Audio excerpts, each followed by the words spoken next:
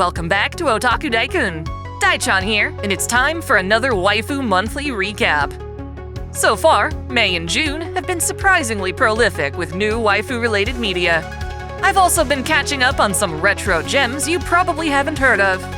Luckily, this series is where I get to highlight all the great stuff I've been consuming. I hope you discover something in this video worth pursuing, as a lot of it is too small or too fresh for me to dedicate an entire waifu files to. Also, what do you think of my new drip? Now that I'm fully cel-shaded like my favorite 90s anime, it's time to expand my wardrobe and find new ways to interact with y'all. Without further ado, let's dive into some waifu. Konosuba recently dropped 2 bonus episodes, rounding off its 3rd season with a massive explosion! The first OVA has the girls in swimsuits. Most of them get lame one pieces, but I've gotta say, Darkness has a sexy bag. The highlight of the episode is Wiz in a bikini. This shot alone has me re-evaluating her character. The second episode has Kazuma's party face off against a group of lookalikes, one of which is played by Ayako Kawasumi. Darkness's likeness to Saber has come full circle. Hilariously, despite calling herself Darkness, apparently she never considered people might think she has an evil alignment. Oof. While the gang might be full of misfits, they found a way to make their dysfunction, well, functional. In preparation for the Fate Stay Night collab, I've been playing Honkai Star Rail, busting my ass to reach Chapter 3. No clue if that's a prerequisite, but I'm not taking any chances. Too bad none of the waifu I've missed out on are available yet for a rerun. My current list consists of Acheron, who's both mysterious and sexy, Rappa, whose appeal to me is obvious from a first glance, Silverwolf, who has me for the exact same reason, and Zila, who's technically part of an ongoing banner, but I can't risk not getting my precious Saba. Whether or not I continue this game will depend on how good the event is. Of course, I'll always keep up with Zenless Zone Zero. It's dropped a new story chapter, part of what they're calling Season 2. In my opinion, Hoyo games usually start off with bland characters and release hotter ones over time. Zenless has a reverse trajectory in my opinion. What once gave a cool, casual city vibe has now been reduced to more traditional Chinese fare. Yi Xuan has a kick-ass moveset and impressively bouncy bosom, but she looks like she could have been dropped into any of the other Hoyo titles as well. Hopefully the urban aesthetic returns soon. This isn't exactly new, but Stellar Blade has finally released on PC, offering new official outfits, which will be patched into the PS5 version too. Otherwise, I'd feel like they were punishing me for being an early adopter. I'm not too keen on any potential graphics improvements. The PC is all about those mods. Shift Up CEO has given us the thumbs up to go crazy, modding Eve into even more outfits. I'm curious to see what people make, as the game itself already had a huge variety. On that same note, Stellar Blade's also getting its collab event with Nikke, Goddess of Victory. I'm more excited about this than the Nikke collab in Stellar Blade. Eve and Lily look great in an anime art style.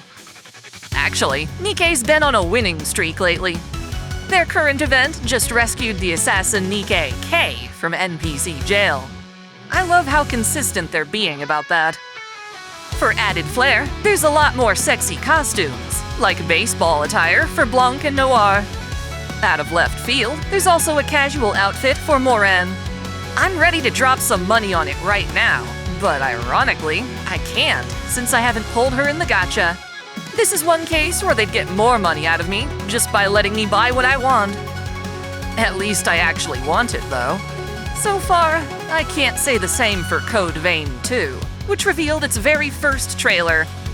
If you're not aware, both Code Vein and God Eater are famous for their top-tier waifu and risque outfits. The main appeal of Code Vein is that it's Dark Souls but with anime-style waifu. Surprisingly, there isn't much of that in this trailer.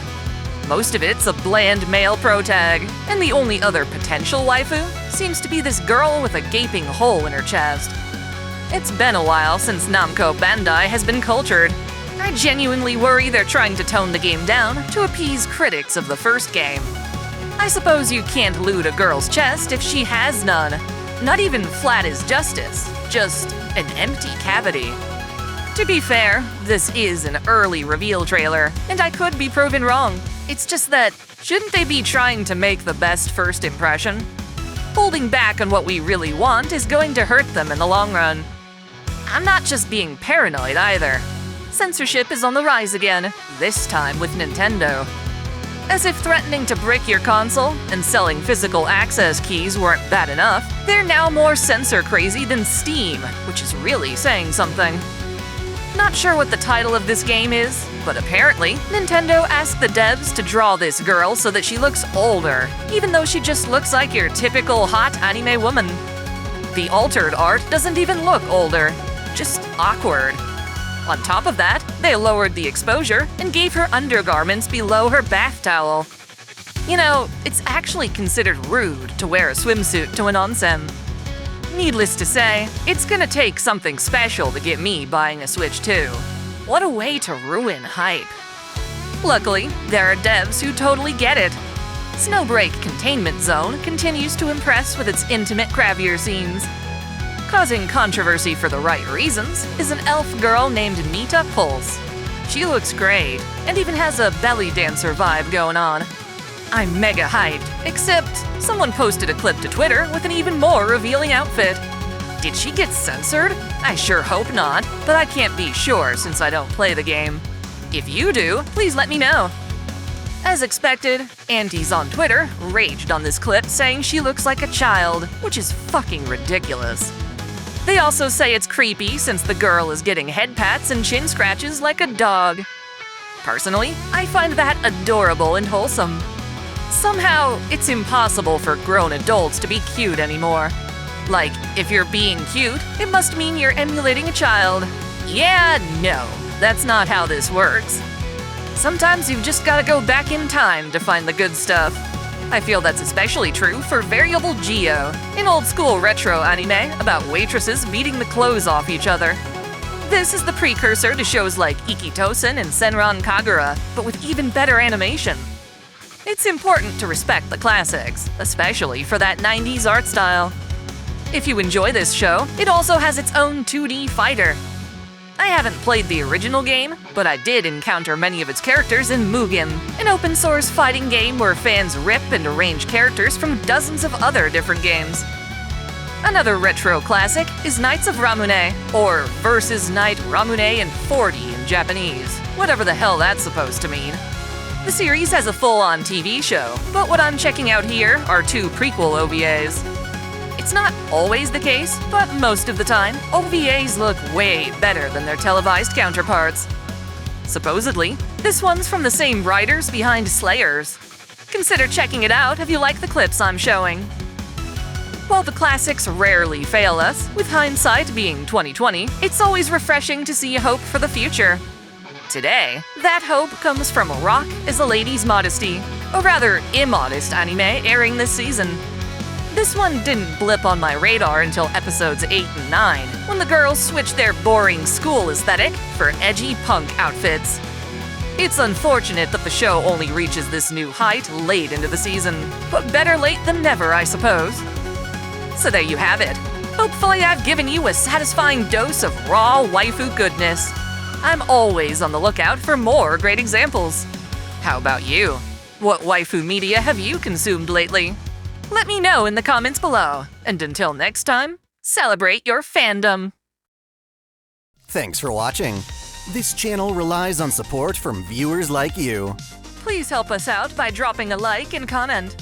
Subscribe for more videos, and be sure to enable notifications. Or hit up our Discord so you never miss out on a new upload. Most importantly, if you can spare it, please sign up as a channel member, either through YouTube, Patreon, or Subscribestar. You can find links in the description. We've got perks like exclusive content or early access. Until next time, Celebrate your fandom.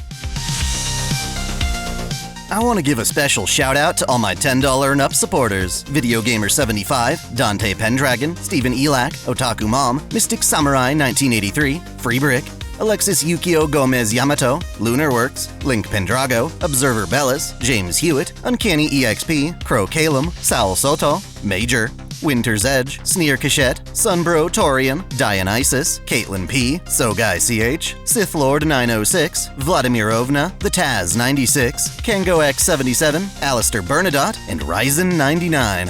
Thank you all so much.